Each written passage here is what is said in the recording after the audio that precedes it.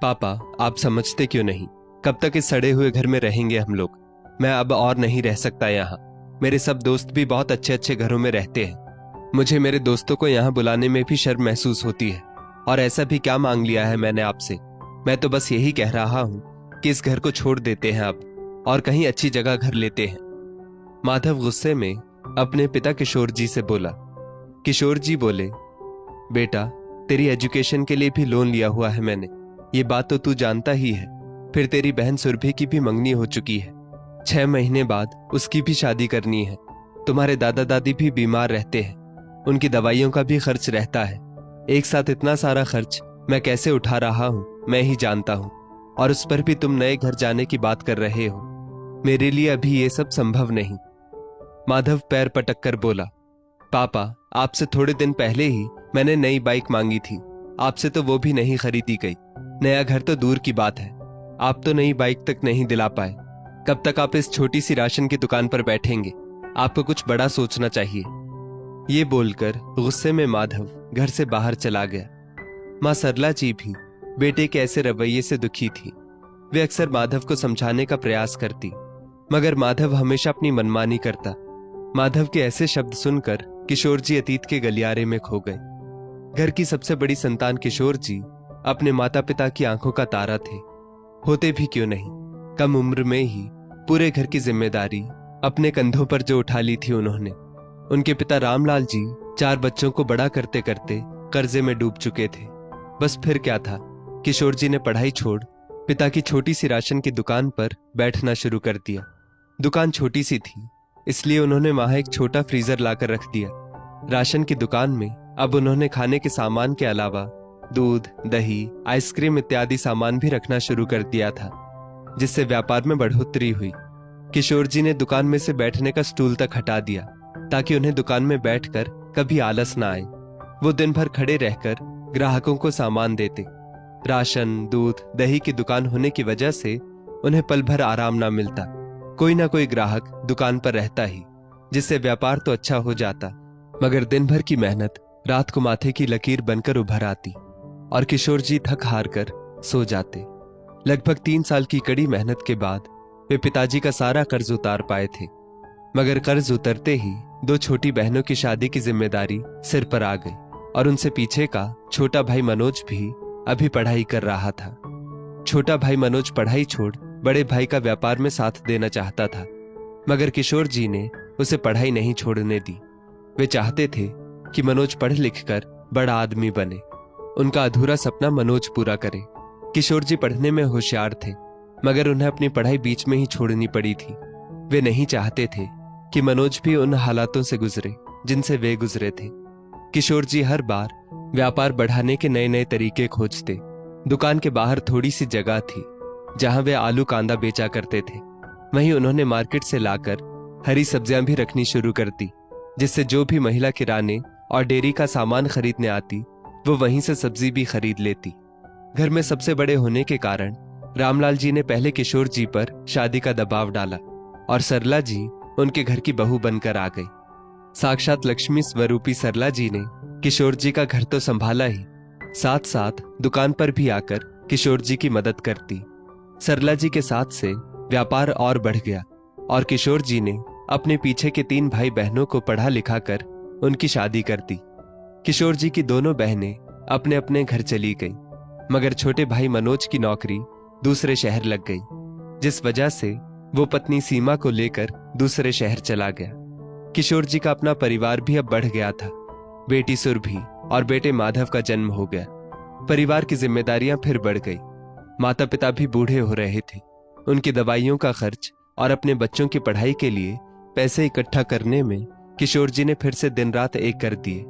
किशोर जी को जैसे आजीवन आराम मिला ही नहीं। एक के बाद एक जिम्मेदारियां हमेशा उन्हें घेरे रही और अब इतने वर्षों बाद जवानी की दहलीज पर खड़ा उनका बेटा माधव बस अपने बारे में सोच रहा था।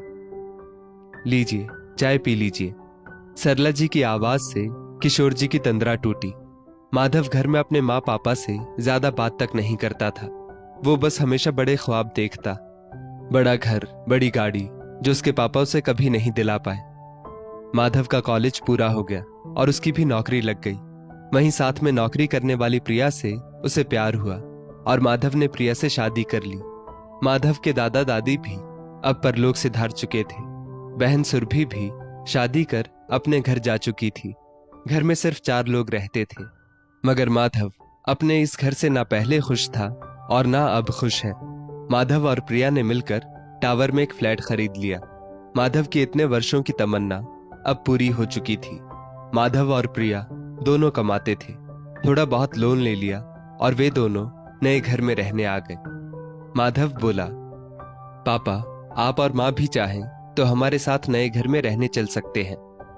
मगर किशोर जी बोले, बेटा, मैं मेरी इस राशन की दुकान के सहारे अपना और सरला का पेट भर लूंगा, और इस घर से वैसे भी मेरी बहुत सी यादें जुड़ी हैं। इस घर में मेरे बचपने से लेकर तुम्हारे बचपन तक की सारी यादें हैं। तुम दोनों नए घर जाओ, मैं और सरला यहाँ खुश हैं। माधव और प्रिया भी शायद यही चाहते थे, इसलिए तो माधव ने अपने पापा से आप चाहें तो इस तरह से संवाद शुरू किया था, वरना वो उन्हें साथ ले जाना चाहता तो ये भी कह सकता था, पापा, आपको हमारे साथ चलना ही पड़ेगा। माँ सरला जी भी बेटे बहू का व्यवहार जानती थी, इसलिए पति की बात का ही समर्थन करती थी। माधव और प्रिया अपना सारा सामान ले घर छोड़कर चले गए। पीछे छोड़ गए अपने माता पिता का बुढ़ापा। किशोर जी रोज की तरह दुकान पर जाते, पर अब उनके शरीर में पहले जैसी ताकत नहीं थी।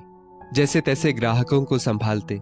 सरला जी आज भी दुकान पर आकर उनकी मदद करने लगती थी, मगर दोनों के चेहरे पर हमेशा एक उदासी छाई रहती। चेहरे की झुर्रियां और अधिक गहरी हो चली थी। शायद बेटे बहू का हमेशा के लिए दूर चले जाना वो लोग सह नहीं पाए थे। सरला जी जब भी माधव और प्रिया को फोन करती, दोनों व्यस्त होने का दिखावा करते। बेटे बहू को डर था कि कहीं उन दोनों से माँ पिताजी कोई मदद ना मांग ले। वे दोनों माँ की ममता कहाँ समझते थे। अरे माँ पिताजी फोन करते हैं कि उनके बच्चे कैसे हैं, सब कुशल मंगल तो है ना, मगर ये बात समझना अभी इन दोनों के बस की बात नहीं थी। किशोर जी सरला जी से हर रोज ही पूछते, आज बात हुई बेटे बहू से, कैसे हैं दोनों? सरला जी का उत्तर हमेशा यही रहता, दोनों ठीक हैं, मगर व्यस्त बहुत थे तो बात नहीं कर पाए। किशोर जी कहते, ना समझो तुम सरला, अरे जिसको बात करनी होती है वो कैसे भी वक्त निकालकर बात करता है। क्या ऑफिस से आने के बाद रात को बात नहीं कर सकते? या तुम ही सोचो, क्या शनिवार रविवार छुट्टी के दिन बात नहीं कर सकते? इन लोगों को बात ही नहीं करनी है, मिलने आना तो दूर की बात है। सरला जी की तबीयत धीरे धीरे खराब रहने लगी। गम इंसान को अंदर ही अंदर खा जाता है। कुछ वही हुआ सरला जी के साथ। सरला जी बेटे बहू से मिलना चाहती थी, बात करना चाहती थी। इस बार किशोर जी ने खुद माधव को फोन किया और बोले, माधव, तुम्हारी माँ की तबीयत खराब है, वो तुम दोनों से मिलना चाहती है। माधव ने फोन रखकर प्रिया से कहा, तो प्रिया बोली, तुम्हारे पापा को पैसों की जरूरत होगी माधव, मगर मैं कहे देती हूँ, इस बार तुम अपने पापा से उस पुराने घर की बात भी कर लेना। तुम्हारे पापा अगर वो पुराना घर बेचने के लिए राजी हो जाए तो हमारे इस घर का लोन जल्दी चुकता हो जाएगा। वैसे भी बचा ही क्या है उस घर में, और तुम्हारे माता पिता को हम यहाँ रख लेंगे। वैसे भी तो हमें अब उनकी जरूरत पड़ने वाली है। और दोनों के चेहरे पर व्यंग्यात्मक मुस्कान आ गई। माधव बोला, हाँ प्रिया, बात तो तुम सही कह रही हो, पापा बस उस घर को बेचने के लिए हाँ कह दे। माधव और प्रिया माँ से मिलने गए और बहुत प्यार से बात करने लगे। सरला जी दोनों को देखकर खुश हो गई। किशोर जी भी खुश थे कि कम से कम माँ से मिलने आए तो दोनों, मगर वो कहते हैं ना, कुत्ते की पूंछ हमेशा टेढ़ी ही रहती है। माधव किशोर जी से बोला, पापा, अब आप दोनों हमारे साथ चलिए और इस घर को बेच देते हैं, ताकि यहाँ से जो पैसा आए उससे मैं उस घर का लोन चुकता कर पाऊं। आज बेटा बहू उन्हें अपने साथ ले जाना तो चाहते थे, मगर उसकी एक बड़ी कीमत चुकानी पड़ेगी, ये किशोर जी ने कभी सपने में भी नहीं सोचा था। उतने में प्रिया बोली, पापा जी, मैं तो कहती हूँ घर क्या दुकान भी बेच दीजिए और हमारे साथ चलिए। आप लोगों को पैसों की जरूरत हो तो माधव से ले लीजिएगा। उतने में माधव भी माँ सरला जी से बोला, माँ, अब हमें आप लोगों की जरूरत भी है। प्रिया माँ बनने वाली है, इसलिए उसका ध्यान रखने को भी कोई चाहिए। किशोर जी और सरला जी बेटे बहू की सारी मंशा भांप चुके थे, और आज ये मीठी मीठी बातों का घोल क्यों पिलाया जा रहा है ये भी उनकी समझ में आ चुका था। अब तक मुंह में अंधी सरला जी को बेटे बहू का ये स्वार्थी रूप आज साफ नजर आ रहा था। अचानक उनमें एक शक्ति आ गई और वो पलंग पर से उठ खड़ी हुई और बोली, अब बस करो बेटा, हम तुम्हारा और बहू का और स्वार्थी रूप नहीं देख पाएंगे और हम ये घर कभी नहीं बेचेंगे। तुमने वहां टावर में इतना महंगा घर लिया है तो उसकी किश्त भी तुम्हें ही भरनी होगी, और आज भी सिर्फ तुम हमें इसलिए ले जाना चाहते हो ताकि तुम्हें इस घर को बेचने में आसानी हो और मैं तुम्हारी पत्नी का ध्यान रख पाऊं। तुम लोग वापस अपने घर चले जाओ और वापस यहाँ कभी मत आना। हमें तुम्हारे पैसों की कोई जरूरत नहीं। मेरे पति और मैं भूखे नहीं मरेंगे। जिस राशन की दुकान पर हमने पहले इतनी मेहनत की है अभी भी कर लेंगे, मगर कभी तुम्हारे आगे हाथ नहीं फैलाएंगे। हमने इस राशन की दुकान से अपनी सब जिम्मेदारियां पूरी की है, तो ये दुकान अब हम दोनों बूढ़ों का भी भार संभाल लेगी। माधव और प्रिया शर्मिंदा होकर चले गए।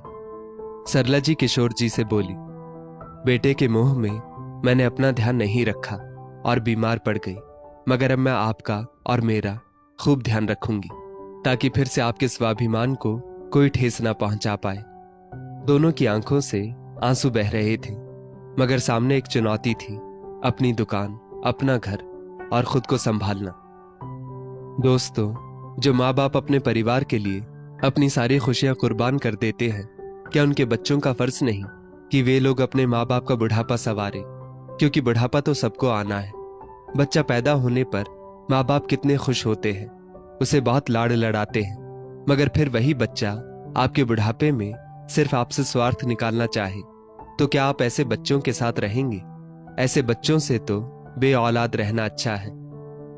इस स्टोरी को लेकर आपकी क्या राय है? नीचे कमेंट करके जरूर बताइएगा, और ऐसी ही और भी बेहतरीन वीडियोस के लिए हमारा पेज जरूर फॉलो करें।